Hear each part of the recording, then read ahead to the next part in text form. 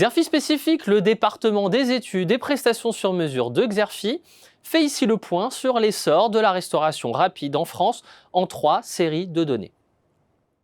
La première série porte sur l'évolution du tissu économique. Le nombre d'établissements a progressé de 55% depuis 2012.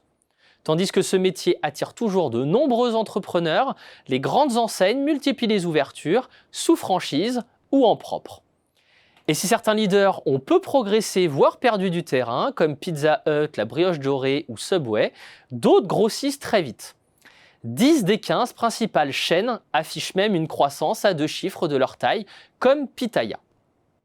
La deuxième série permet de se faire une idée de la place de la restauration rapide dans l'univers de la restauration hors domicile. Le fast-food en France, c'est un chiffre d'affaires de plus de 19 milliards d'euros, soit 32% du total.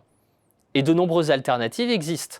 Restauration traditionnelle, qui pèse pour 36%, cafétéria ou encore restauration collective. Citons aussi les circuits alternatifs, autour de 8%, correspondant à l'offre de restauration des grandes surfaces, des boulangeries ou des traiteurs.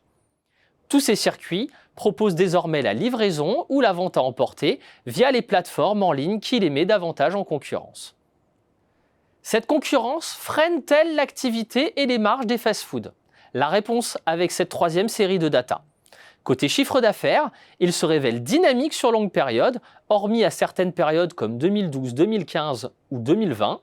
Pour 2022, nos experts tablent sur une croissance supérieure à 10%, portée par la variété des concepts proposés, les stratégies d'expansion des enseignes, notamment via la livraison, et d'un ticket moyen modéré, parfait dans un contexte de repli du pouvoir d'achat.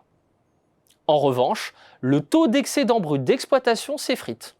Et 2022 est à haut risque avec une possible division par 2 par rapport à 2019 du fait de la flambée des coûts des produits alimentaires et des revalorisations de salaires et du SMIC.